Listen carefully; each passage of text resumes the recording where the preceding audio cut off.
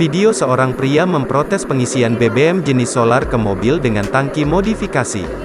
Setelah ditelusuri, kejadian ini diketahui terjadi di SPBU Rupit di Kecamatan Rupit, Muratara, Sumatera Selatan.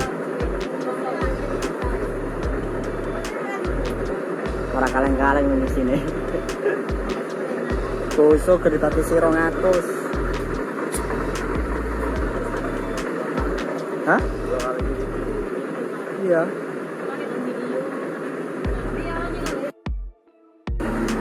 Ini antrian isi minyak.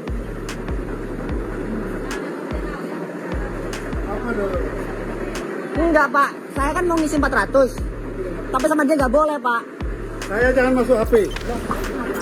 Jangan lupa subscribe, share, komen, dan like ya.